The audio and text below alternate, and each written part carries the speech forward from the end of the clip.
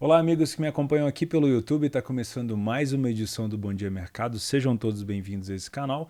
Meu nome é Theo Borges e eu estou aqui hoje para fazer junto com vocês o nosso planejamento de trabalho para essa segunda-feira, dia 9 de maio. Estou gravando esse vídeo no domingo, no finalzinho do domingo, né? Não consegui trabalhar todos os jogos como eu planejei porque era Dia das Mães e eu acabei ficando praticamente o dia inteiro com a minha mãe, tá bom?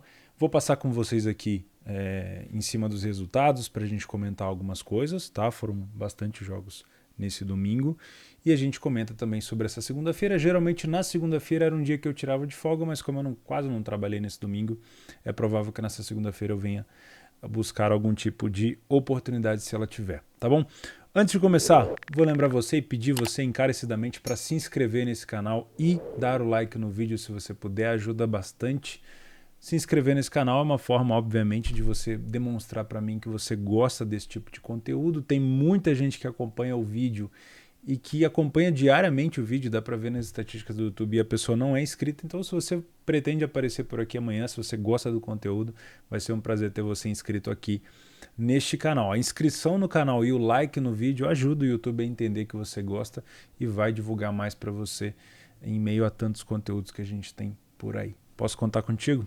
Então vamos embora. Lembrando sempre, né, já quase chegando aí a R$ 3.000 em banca, todas as edições do Bom Dia Mercado aqui no meu canal do YouTube. Tem uma parceria com a Betfair e a gente distribui uma banca diariamente de R$ 30 diretamente na sua banca. Esse dinheiro não sai da minha mão, ele vai diretamente da Betfair para você. Então, para você participar, você confere o primeiro comentário fixado aqui embaixo com a descrição certinha do regulamento dessa promoção, que é bem simples, na verdade. Tá bom? Vamos começar? Vamos fazer o nosso resumo aqui desse domingo que ainda está acontecendo. Vamos começar pela Alemanha Bundesliga 1. Tinham dois jogos aqui que eu não tinha tanto interesse, que era o Frankfurt e o Gladbach e o Bayern de Munique e o Stuttgart. Na verdade, o Frankfurt com o Gladbach acabou sendo o mais desinteressante possível, porque foi, além de um empate, um jogo de meio de tabela. O jogo do Bayern até que foi movimentado, né? O Stuttgart começou abrindo 1-0, o Bayern virou o jogo com um gol contra, depois um gol do Miller, e o Stuttgart com o Sasa Kaladzic conseguiu empatar na final, e esse foi um ponto importantíssimo, né? Porque com esse empate fora de casa, o Stuttgart não cai direto, né? Ele não vai ser rebaixado direto, já que o Arminia Bielefeld teria que tirar uma diferença de 7 gols na última rodada. É quase impossível, não é nada impossível, mas é quase impossível. Então, nesse momento, o Stuttgart está ficando na zona de relegation com a 16ª colocação. O que significa isso? Que ele vai ter que enfrentar, se tudo terminar assim, o terceiro colocado da Bundesliga 2, que nesse momento é o Hamburgo. Mas ainda existe uma chance, eu comentei isso no Telegram com vocês, ainda existe uma chance do Stuttgart não cair, não ter que disputar a relegation, que seria colocar o Hertha Berlim dentro dessa 16ª colocação. O saldo de gols, por isso que é tão importante essa questão de fazer gol na Alemanha, né? Às vezes o time está perdendo de 4-0, ele continua indo para cima para tentar fazer alguns gols, porque o saldo é importante, é o primeiro critério de desempate, e o saldo de gols do Stuttgart é melhor do que o Hertha Berlim. O Hertha Berlim tem 3 pontos a mais. Então o Stuttgart precisa vencer na última rodada e o Hertha perder para que o Stuttgart consiga ficar em 15º.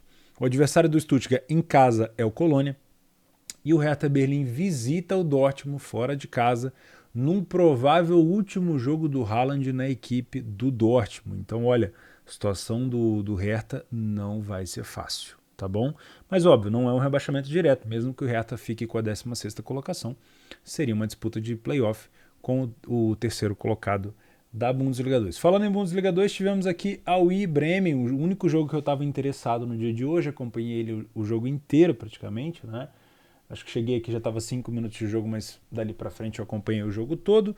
Um jogo difícil, porque o Bremen não necessariamente precisava vencer. Se vencesse era ótimo, mas o empate não era de todo mal, né? Porque o Bremen poderia, com uma vitória simples, se classificar para a primeira divisão na última rodada. Essa aí era a penúltima, a 33ª. O Aui começou dando ali algum indício de que iria dificultar a vida do Bremen, mas o Bremen, né, já sabendo que o adversário já estava rebaixado, se impôs, uma odd muito baixa, em alguns momentos do jogo deu padrão de back sim, mas dentro da Bundesliga 2 eu não trabalho. Odd muito baixa, eu esperei para trabalhar o mercado de gols no final. Os 2 gols do Bremen, eu peguei só o primeiro, Aliás, eu peguei só o segundo, não peguei o terceiro. Foi numa situação de contra-ataque. O Aui, a partir dos 80 minutos, perdendo de 1-0, a torcida começou a fazer um barulho, o time quis ir para cima, mesmo rebaixado, e o Bremen, mesmo com o jogo controlado, decidiu matar a partida e fez o segundo e o terceiro. Eu peguei no over limite só. O segundo, para mim, estava ótimo. Passei o jogo inteiro aqui, só dei esse clique no over limite, tá? Os dois jogos, Karlsruhe e Dresden, parece que foi muito bom, eu não assisti, mas provavelmente deve ter tido uma oportunidade boa de alavancagem. O Dresden, se eu não me engano, empatou no último lance do jogo. E o Kiel venceu facilmente o Nuremberg abalado emocionalmente por não ter conseguido brigar por uma vaga lá em cima nessa temporada. O jogo que eu ia ficar de olho na terceira divisão da Alemanha, na terceira liga, era Colônia e Kaiserslautern. O Kaiserslautern precisava vencer e não conseguiu vencer o Colônia. Olha aqui, 2-0. Esse jogo aqui, ó, o clássico carioca, que eu acho que foi disputado lá no Mané Garrincha. Vocês lembram que eu falei para vocês ontem? Mod 1,40 para o Flamengo.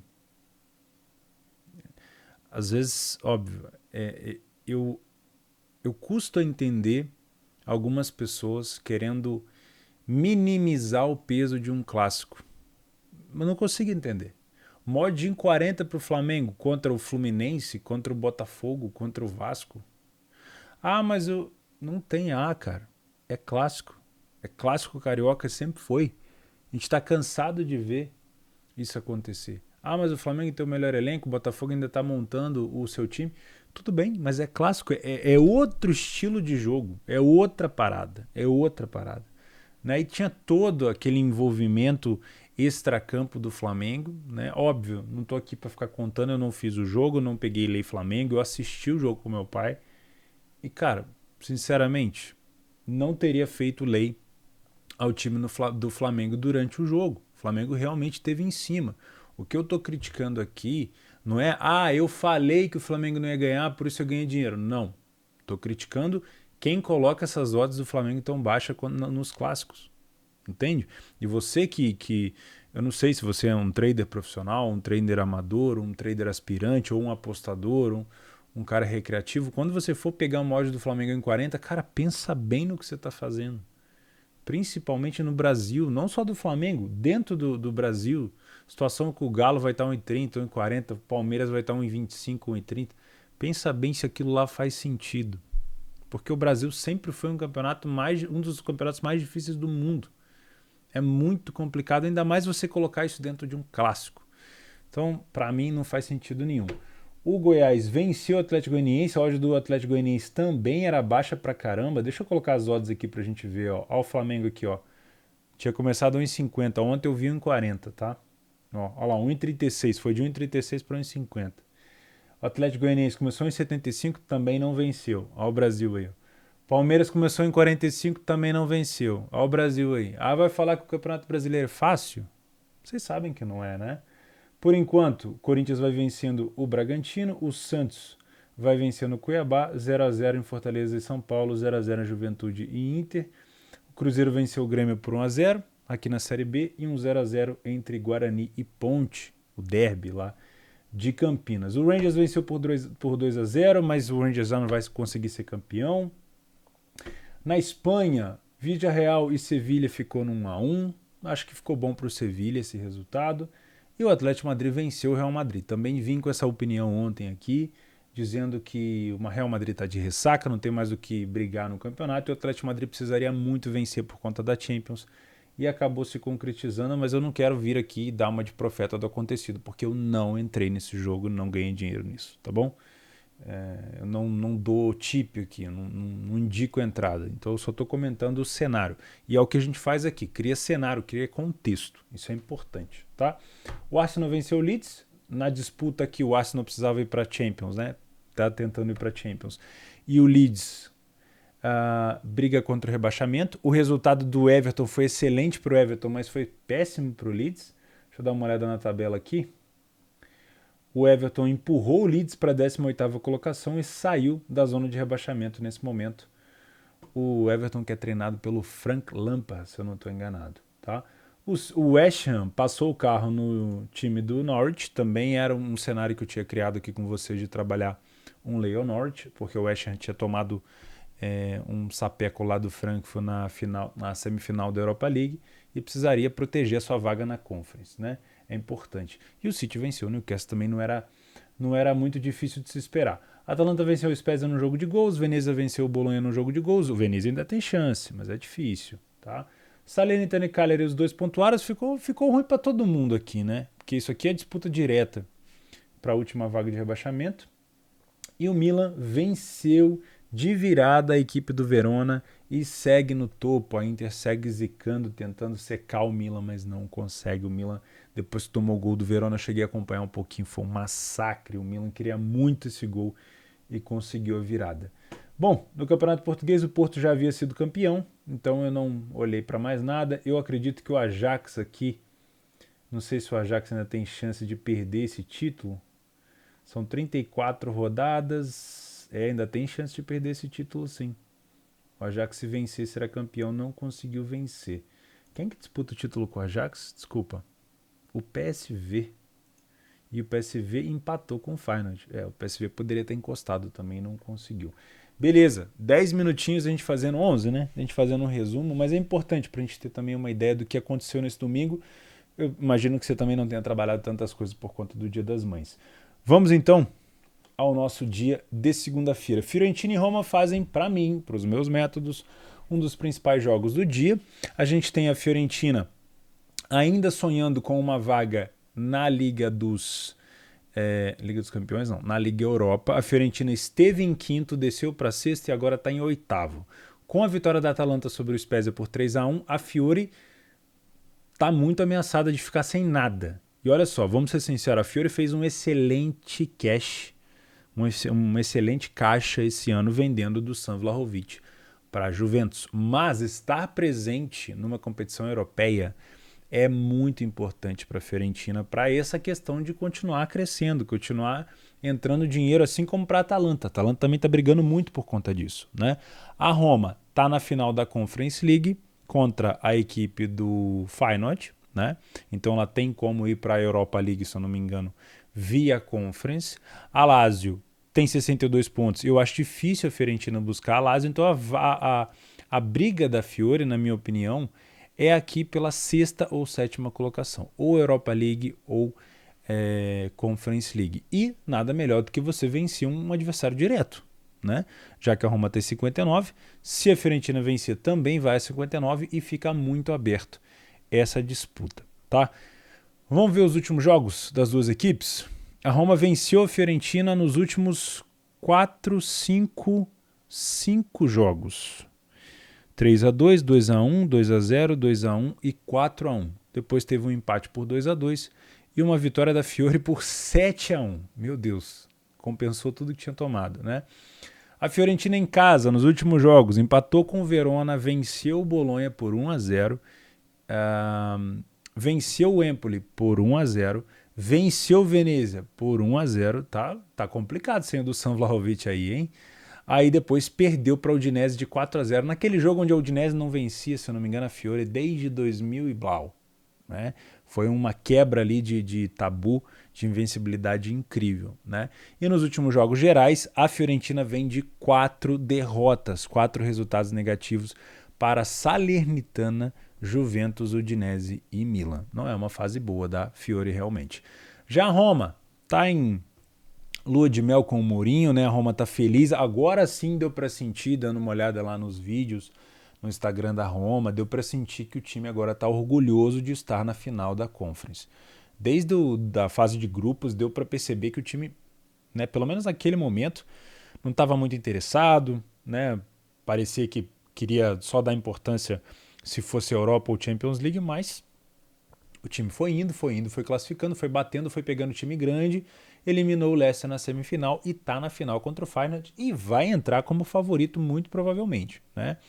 Então a situação da Roma é um pouco melhor, porque a Roma já está na sexta colocação, pode ir para a Europa League via Série A italiana ou via Conference League, dependendo do resultado do último jogo, e tem obviamente vantagem contra a Fiorentina, geralmente costuma acontecer assim nos confrontos diretos.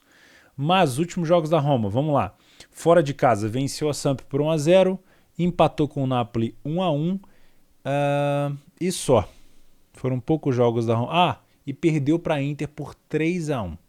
Né? Esses foram os jogos. O restante foi Conference League com o time do Bodo Glimt e o time do Leicester.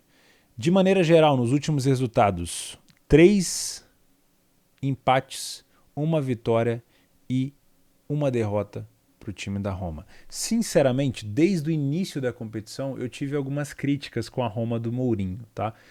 O Mourinho melhorou muito a parte defensiva, é um time que tomou menos gols comparados às temporadas passadas, mas em algumas partidas deixou muito a desejar na parte ofensiva, é extremamente dependente do Zaniolo, e o Zaniolo ficou algumas temporadas atrás com sequências de lesão no joelho, se eu não me engano, de ligamento, que deixou o time muito sem pai, sem mãe, um time órfão, mas agora voltou e realmente o Zaniolo, cara, faz muita diferença. Outro que joga muita bola, o Tommy Abraham, né, que veio do Chelsea, está jogando demais, e o Pellegrini, que também joga muita bola, faz muita diferença. Tem ainda um lateral esquerdo, acho que é o Spinazzola, se eu não me engano. Deixa eu pesquisar aqui. Lateral esquerdo, Roma, lesão, Eurocopa. É o Daniel Leonardo Spinazzola. Esse jogador, cara, eu não sei como que ele tá, eu não sei quando que ele volta. Eu não tenho certeza quando que ele volta. Ó, Leonardo Spinazzola está pronto para a volta, para voltar a entrar em campo pela Roma, dia 11 de abril. Nós estamos aqui no dia 8 de maio, talvez ele já esteja até disponível. É um puta lateral esquerdo. Ele fez uma excelente Eurocopa e eu tenho certeza que ele vai ajudar muito o Mourinho se ele voltar jogando bem. Tá? Tomara que volte. Só uma curiosidade. Jogo para mim, para ficar de olho no Match Odds. E vamos dar uma olhada nas estatísticas que a gente tem específicas aqui deste jogo. Cadê o PDF de apoio? Ele aqui. Fiorentina e Roma. Vamos dar uma olhada na questão de bola parada. A Roma hoje, junto, se não me engano, é até melhor do que a Inter, né? Tem o melhor número, a melhor estatística de bola parada da competição. É um time que marca muito de cabeça e o Abraham marcou justamente o gol de escanteio de cabeça que enviou a Roma para a final da Conference League. A Fiorentina também tem bons números pelo alto, mas a Roma é melhor. Comparado com a defesa, a Roma tem uma defesa um pouco inferior nesse fundamento. Então acho que a gente pode voltar para cá e marcar esse jogo também com uma possibilidade de trabalhar, além do ler a pior equipe em campo no Match Odds, né? Porque é um jogo... Para a Roma, o empate não é ruim. Vamos ser sinceros, olha só. Para a Roma com 59 pontos, fazer com que a Fiore, que é um adversário direto, não pontue, aliás, não faça 3 pontos, e você, que tem 59, fazer 60, você mantém a distância, né? Mantém a distância, não deixa a Lazio desgarrar e tá tudo bem. Então, para a Roma, não precisa vencer. Não que ela não vá para vencer, mas não é extremamente necessário. Já a Fiore é mais complicado. A Fiorentina precisa vencer e os próximos adversários da Fiorentina são Sampdoria fora de casa, Samp brigando contra o rebaixamento, e Juventus em casa. A Juventus já está de férias praticamente, mas pode sim complicar a vida da Fiore. Então eu marquei aqui o Leper, a equipe em campo, e as bolas paradas. Tá? Deixa eu ver se tem alguma outra coisa interessante aqui. A Fiorentina venceu 65% dos jogos que fez em casa. A Roma não tem um desempenho bom fora de casa. Vocês estão conseguindo ver aqui, né? Mas é um time que falhou em marcar pouco, então indica sim uma possibilidade boa de ambas marcam, né? Não tem uma defesa tão ruim a Roma, nem a Fiore. Enfim, me parece um jogo bem equilibrado, tá? Mas a tendência, na minha opinião, de um jogo com pelo menos 2 gols. Olha aqui que interessante, ó. A Fiore sofre 30% dos seus gols depois dos 80 minutos. Para você que gosta de trabalhar um over no finalzinho, pode ser interessante. A Roma já não tem, ó. A Roma não sofre tanto, mas a Fiore sofre bastante e a Roma marca bastante. Então, esse cenário aqui, ó, do finalzinho dos 80 para os 90, tem uma incidência muito boa de sair gol no final, principalmente se a gente tiver um time, por exemplo, a Roma na frente e a Fiorentina vindo para cima, a gente pode ter uma Fiore precisando empatar e a Roma podendo contra-atacar em velocidade, tá bom? Eu acho que é isso que eu vou ficar de olho, tá? Se não tiver oportunidade, eu fico de fora. Superliga Turca já terminou, eu vou ficar de fora daqui. A Primeira Liga de Portugal também, para mim, já terminou. Se eu não me engano, o Belenenses já está praticamente rebaixado, né, com 25 pontos. Ainda tem como. Ainda tem 2 jogos, o Belenense ainda conseguiria fazer um milagre aqui. Tomara que não, porque esse Belenense aqui não é o verdadeiro. Eu vivo falando isso para vocês, né? Isso aqui é a SAF lá, que foi um rolo danado. O verdadeiro Belenense está voltando, se Deus quiser. Série B do Brasil, CRB e Sampaio Corrêa. Eu olhei para essa odd do CRB aqui, olha, vou ser sincero, já que teve algumas pessoas que falaram assim, pô, Theo, se inteira um pouco mais os jogos do Brasil, agora que está terminando as competições europeias. Eu pretendo fazer isso, né? Porque o meu foco é o seguinte, eu foco muito nas equipes da Europa, muito para poder trabalhar com um pouco mais de informação. E aqui no Brasil, como eu sei que Série B e Série A são muito disputados, eu trabalho mais mercado. Então eu trabalho, não preciso saber tanto sobre a equipe, eu vou na leitura de jogo e trabalho mais os preços e o mercado, correção, lei para a equipe em campo, geralmente é isso. Sempre foi assim e sempre tive sucesso. Sempre foi um trabalho bom de se fazer. Mas vou aproveitar, obviamente, essa parada nas competições europeias para me inteirar um pouco mais. Só que eu olhei essa odd do CRB aqui, a 1,91, e tô caçando motivo para ela estar aí. Eu não sei se alguém consegue me ajudar. Porque o CRB tem 5 jogos, 4 derrotas e um empate na competição. Tudo bem que o Sampaio Corrêa também não é um suprassumo, mas a 1,91 por quê? O CRB perdeu um jogo em casa e empatou outro. O Sampaio Corrêa perdeu os 2 jogos fora. Eu não estou vendo assim algo que justifica. Será que é esse fator fora do Sampaio Corrêa que justifica? Tem algum tabu que eu não estou vendo aqui? Vamos ver. Em 2022 o CRB venceu por 1-0, o CRB venceu por 1-0, o CRB venceu por 3-2, aí o Sampaio Corrêa venceu, teve um empate.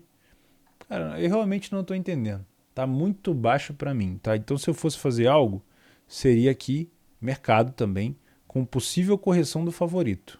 Tá? Óbvio, se você for ver esse jogo às 20 horas na segunda-feira, tá? E na Série A do Brasileiro nós temos lá na ressacada o jogo entre Avaí e Curitiba, jogo difícil, tá? Os 2 times vêm numa fase muito boa. O Avaí vem de 2 vitórias em casa, 4 gols feitos e 2 sofridos. Aliás, o Avaí, tem muita gente criticando o time do Avaí, mas eu não sei se o Avaí vai brigar pelo rebaixamento não, tá? Eu acho que é time de meio de tabela para cima. Mas enfim. E o Curitiba, ele vem numa fase ainda melhor. Se a gente pegar o Curitiba no último jogo, teve uma virada incrível contra o Fluminense, estava perdendo de 2-0, virou o jogo no final, gol do Léo Gamalho no fim, resultado imenso. O Curitiba foi lá na casa do Atlético Mineiro, tudo bem que o jogo, se eu não me engano, era no Independência, mas tirou 2-2 da cartola, ou seja, perdia por 2-0, empatou no final. Isso também é um resultado muito importante para o Curitiba. Venceu o Santos aqui na Copa do Brasil por 1-0, já abriu vantagem na Copa do Brasil. Claro, aqui no Brasileirão perdeu, mas na Copa do Brasil venceu. E no jogo de estreia também em casa venceu o Goiás por 3-0. Então a situação do Curitiba é boa. Tá? Eu acho que é um jogo pegado, não tem como cravar nada aqui, sinceramente. Eu vou ficar de olho só no mercado, como eu falei para vocês, para trabalhar preço, correção. Isso basta que eu tenha uma equipe demonstrando com muita clareza que ela está superior à outra para eu poder me movimentar aqui, porque o mercado ele não sabe o que fazer, tá vendo? Tá idêntico. Então, ao primeiro sinal de superioridade, a equipe inferior deve movimentar e eu vou tentar estar por ali, tá bom? Para mim é difícil fazer esses jogos aqui às 8. Por exemplo, eu estou gravando esse vídeo às 19h30 e eu já estou pescando de sono, porque eu acordo às 5. Mas, vamos ver. Se eu tiver a oportunidade, eu faço sim esse jogo do Avaí com o Curitiba. Meus amigos, eu fico por aqui, o PDF de apoio vai ficar na aba comunidade, se você quiser ter acesso ao PDF de apoio ele está aqui embaixo, o link na descrição ou no primeiro comentário fixado. Foram adicionadas praticamente todas as ligas sul-americanas, são 56 ligas agora no PDF de apoio, eu preciso fazer algumas atualizações em relação ao mercado de HT que vocês pedem, né? Mas eu preciso até mudar aqui para o dia 9, ó, e vou preencher as informações que eu coloquei aqui no Radar Esportivo, né? Se você quiser também ver esse planejamento que eu fiz aqui no Radar Esportivo, no dia 9 eu vou deixar o link aqui na descrição, tá aqui, ó. Lieper, equipe em campo na Fiorentina com a Roma, no Avaí com Curitiba, no CRB com Sampaio Corrêa e possíveis bolas paradas na Fiorentina com a Roma e possível correção do favorito no CRB. Beleza? Amigos, eu vou ficando por aqui, já está na hora de dormir. Já tô com sono. Deixa eu ver se mudou algo aqui no Brasileirão. O Santos meteu 4, tá metendo 4 no Cuiabá. E o restante segue a mesma toada.